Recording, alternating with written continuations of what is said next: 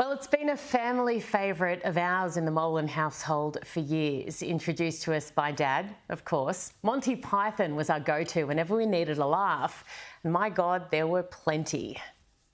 Fair equality, that's not your goat. All right, I'll give you 19 then. No, come on, do it properly. What? Haggle properly, this isn't worth 19. You just said it was worth 20. Oh dear. Come on, haggle. All right, I'll give you 10. That's more like it.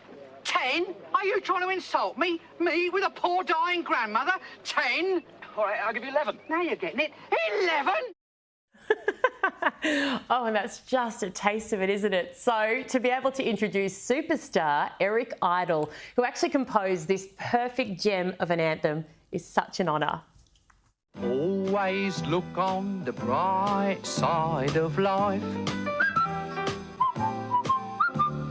Always look on the light side of life. And don't we need to do that more than ever these days? Eric joins me now ahead of a trip to Australia for the Just for Laughs Festival. It's in Sydney, December 1. Eric, welcome. Thank you so much for joining me. That song, it has surely stood the test of time. Potentially, do you think maybe even more relevant these days? I think it's always relevant. And of course, you have to remember that it is the #1 funeral song in England and has been for the last 20 years. It's played at all these, everybody requests it for their funerals, which is kind of very interesting, cheery-uppy stuff, isn't it? And of course, the good news is you don't get paid royalties for when it's at a funeral, but still, it did replace Frank Sinatra's My Way. And I'm very proud of that. Now, I hope this isn't like asking you to pick a favourite child, but tell me, what is your favourite scene of all time in any of the Monty Python series? The Life of Brian, Holy Grail, the one that stands out to you? I don't think I have a favourite because we are not fans. We did the show. And we're in the show, we filmed it. And if I watch it, I tend to remember, oh, that's the time when we were filming up in this place and it rained, or we wrote a song, or we had to drink. I mean, we went to the pub. So I have a different perspective on the whole thing. I must say I haven't really seen it. And sometimes when I see it, it actually makes me laugh because I've forgotten everything about it. and I like that. So George Harrison, the Beatle, ended up paying for Life of Brian. How?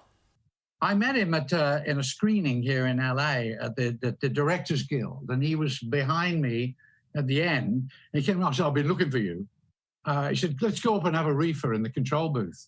So I thought, okay. And then we went into the control booth, and then we began a conversation which went on all night. And we went to dinner, and we became great friends. And he was very helpful to me and encouraging, because my marriage was breaking up and I was a bit sad. And he said, "Come on, you got to cheer up a bit, you know." And so he was useful. But then he said, you know, we were going to make The Life of Brian, and EMI had it. And then Lou Grade and his brother read it and said, "Oh, we can't make this. This is disgusting." And so suddenly we had no money.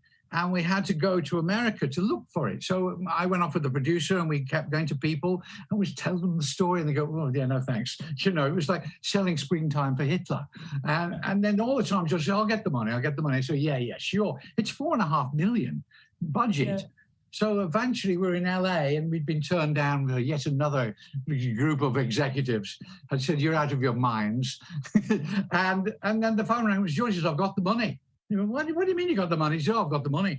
And he'd mortgaged his house and put up the entire budget of the movie because he wanted to see it. And it's still the most anybody's ever paid for a cinema ticket, you know. But I thought, well, imagine going home and telling the wife, you know, "What did you do today?" "Oh, I mortgaged our house and I put it all on a Monty Python movie." Well, as far as risks go, that one certainly paid off. It was a stroke of genius after the fact. Now, I was going to ask you actually about things like cancel culture and for you, I guess, looking at how you struggled to make that movie back then, do you think it would be even more difficult now because there was some pretty stiff opposition to it back then? I don't know. I mean, it was hard then. I don't think we would have found the money but for George. I think he was the only person in the world probably who would have put his money up for it. I don't know what we would have done. In a way, rock and roll did save it because our first movie was paid for by Led Zeppelin and Genesis and Pink Floyd. So we were kind of, helped by rock and roll, who we were all of the same generation with, or most of us were anyway. So I don't know. It's hard to speculate. I mean, the people are very angry about their religions, and but otherwise there wouldn't be so many. But I don't know. I can't really speculate on that because I'm not really part of that world. I tend to be writing at home, or I occasionally pop out and do a show, but just to scare myself, really.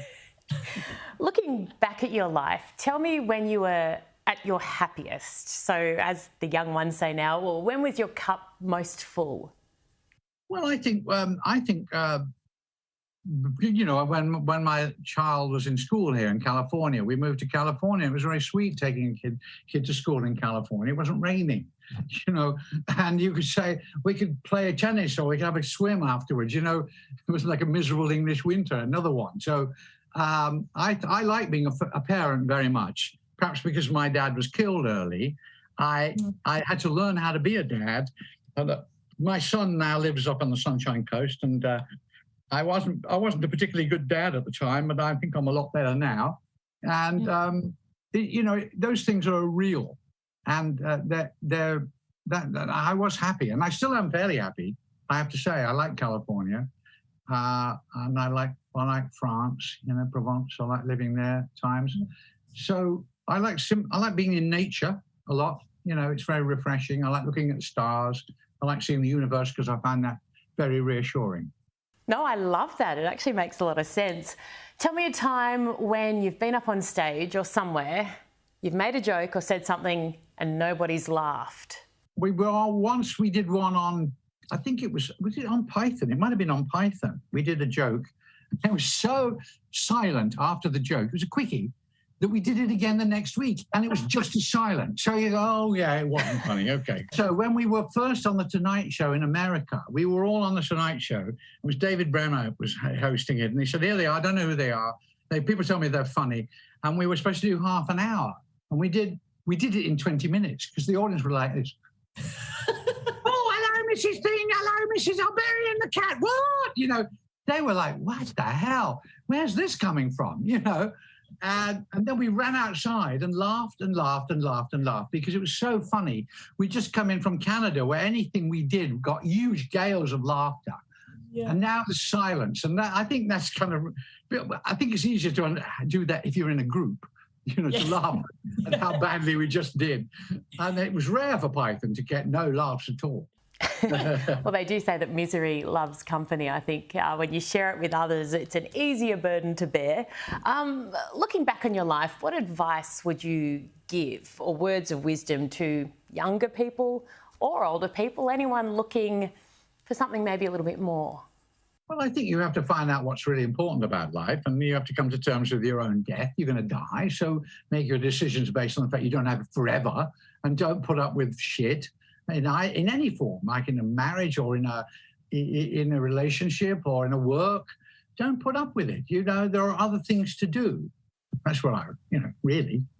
Well, Eric, it's been an absolute pleasure. Can't wait to see you here in Australia in December at the Just for Laughs Festival. We thank you so very much for joining us here on Erin. Sure. Thank you for having me.